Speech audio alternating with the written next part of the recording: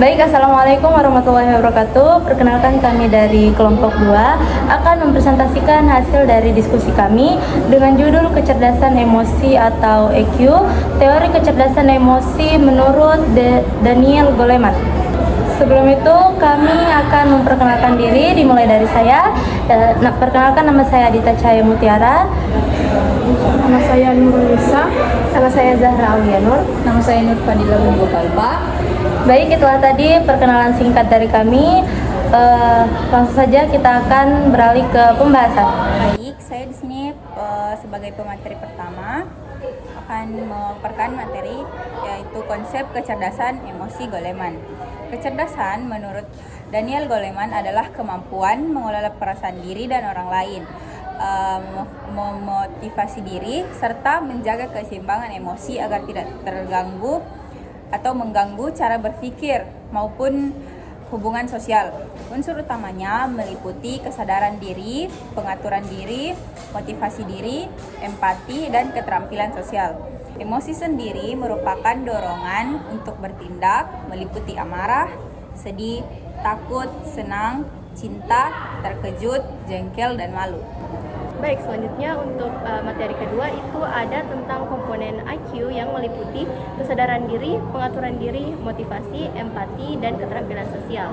Nah, kesadaran yang pertama itu kesadaran diri, yang dimana kesadaran diri itu merupakan kemampuan untuk mengenali dan memahami emosi diri, menggunakan emosi untuk memandu keputusan, memiliki tolak ukur yang realistis, serta percaya diri. Terus yang kedua itu ada pengaturan diri, yang dimana kemampuan mengendalikan impuls dan perasaan, menjaga keseimbangan, serta bertindak dengan hati-hati dan bijaksana.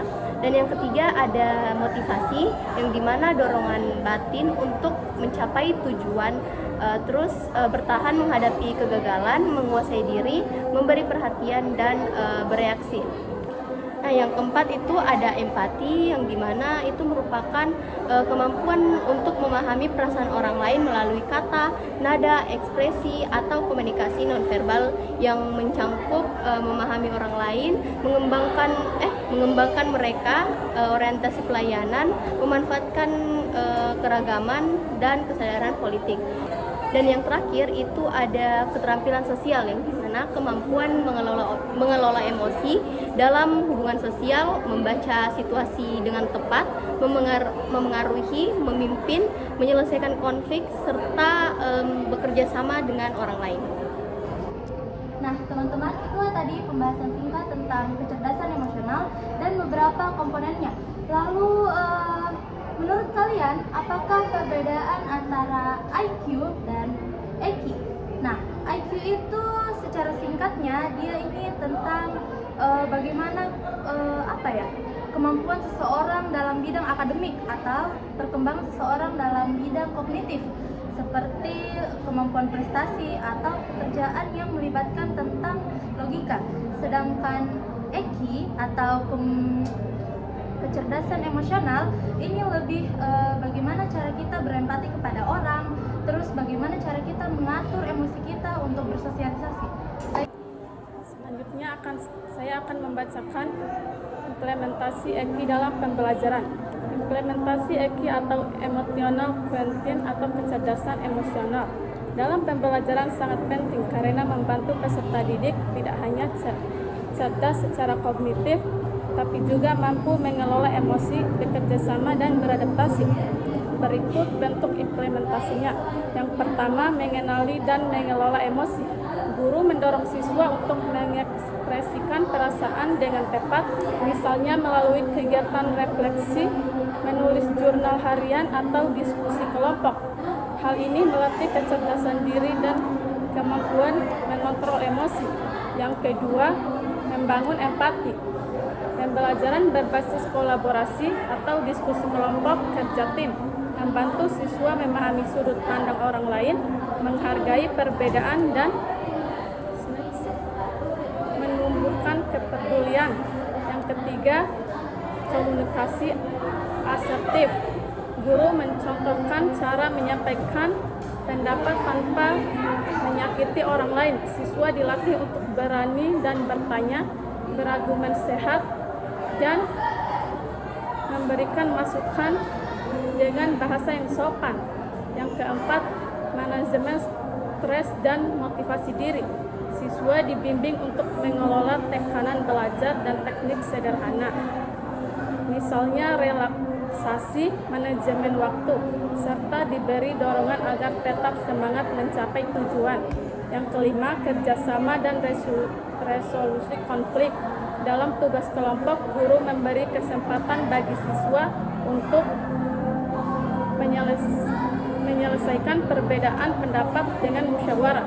Hal ini melatih keterampilan sosial dan penyelesaian masalah secara damai.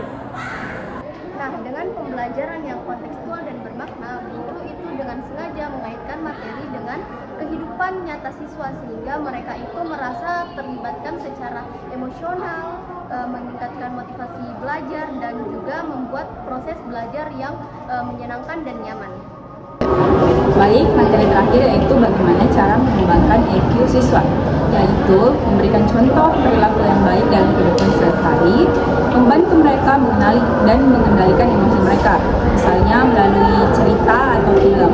Yang ketiga, membangun empati, melatih anak peka terhadap perasaan orang lain. Yang keempat, memenuhi kebutuhan nutrisi karena kesehatan pencernaan berpengaruh pada suasana hati. Yang terakhir, mengembangkan rasa percaya diri, memberi motivasi untuk meraih cita-cita dengan usaha dan kerja keras. Terima kasih. Teman-teman, itulah tadi pembahasan singkat tentang apa sih sebenarnya IQ atau kecerdasan emosional. Lalu menurut kalian, mengapa kita penting untuk mempelajari kecerdasan emosional? Nah, kenapa tuh? Karena kita yang insya Allah akan menjadi tenaga pendidik di masa depan, sangat penting bagi kita untuk mengetahui karakteristik setiap siswa kita agar terciptanya kenyamanan dalam belajar dan tidak menjadi bosan atau boring. Karena kita juga ini termasuk Gen Z ya, jadi sangat tidak sesuai dengan karakteristik kita yang belajar itu menggunakan hal-hal yang menyenangkan. Itulah tadi presentasi singkat dari kelompok kami. Semoga ilmu ini bisa sampai kepada teman-teman dan teman-teman bisa amalkan untuk kedepannya. Kami ucapkan wassalamualaikum warahmatullahi wabarakatuh.